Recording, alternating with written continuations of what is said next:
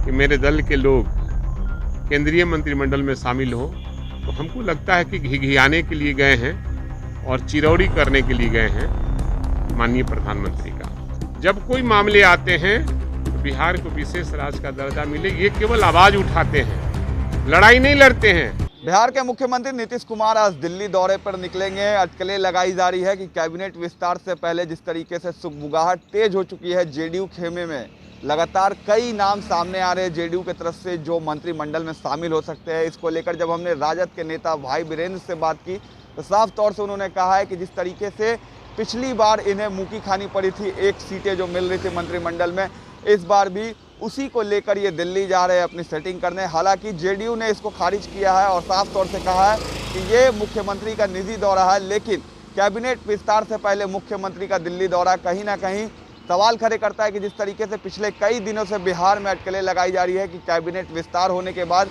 JDU के कई नेताओं को केंद्रीय मंत्रिमंडल में जगह मिल सकती है। हालांकि मुख्यमंत्री जब दिल्ली जाएंगे तो ये कहना एकदम साफ होगा कि जिस तरीके से मुलाकात की बात है प्रधानमंत्री मोदी से, उसके बाद चेहरा साफ हो जाएगा कि जेडीयू के किन चेहरों को मंत्रिमंडल में जगह मिलती है। इस पूरे मामले को लेकर क्या कुछ कहा है राजद के नेता भाई वीरेंद्र ने, आप सुनिए। मैंने देखा है समाचार पत्रों में कि माननीय मुख्यमंत्री जी दिल्ली जा रहे हैं और ये भी खबर है और सुगबुगाहट है केंद्रीय मंत्रिमंडल का विस्तार का, और माननीय मुख्यमंत्री जी चाहते हैं कि मेरे दल के लोग केंद्रीय मंत्रिमंडल में शामिल हो, तो हमको लगता है कि घिघियाने के लिए गए हैं और चिरौरी करने के लिए गए हैं माननीय प्रधानमंत्री का कि मेरे दल को भी मिलना चाहिए। लेकिन पिछली दफ़ा तो नहीं मिल पाया था और इस बार भी लगता है कि नहीं मिल पाएगा। पिछली दफ़ा तो मुख्यमंत्री ने खुद ही कहा था कि नहीं, ये सब गलत बात है, वैल्यू नहीं कर रहे थे। नहीं। जेडीयू कह रही है कि निजी यात्रा है। अब सवाल है कि जो आदमी इस तरह की बातें बोले तो आखिर ये बोलने का क्या तात्पर्य है।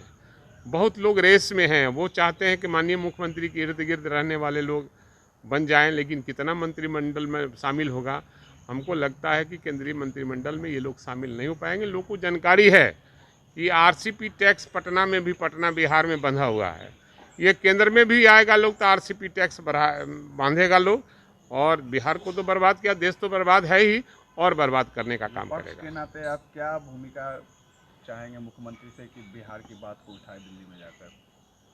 अब सवाल है कि बिहार को विशेष राज्य का दर्जा मिले, ये आवाज़ तत्कालीन मुख्यमंत्री राबड़ी देवी जी ने उठाया था, तत्कालीन प्रधानमंत्री स्वर्गीय अटल बिहारी वाजपेयी के ज़माने में, लेकिन वो अभी तक नहीं हो सका। उन दिनों माननीय मुख्यमंत्री जी वहाँ केंद्र में मंत्री थे और वो वहाँ विरोध कर दिए, और आज केवल जब भी इलेक्शन आता है, जब कोई मामले आते हैं तो बिहार को विशेष राज्य का दर्जा मिले, ये केवल आवाज़ उठाते हैं, लड़ाई नहीं लड़ते हैं। मैं तो कहूँगा कि लड़ाई लड़नी चाहिए, उसमें हम लोग का सग महागठबंधन का, हमारे नेता आदरणीय लालू प्रसाद यादव जी, तेजस्वी प्रसाद यादव जी प्रस्ताव पास करके कहा था कि आप भेजो, हम आपके साथ हैं।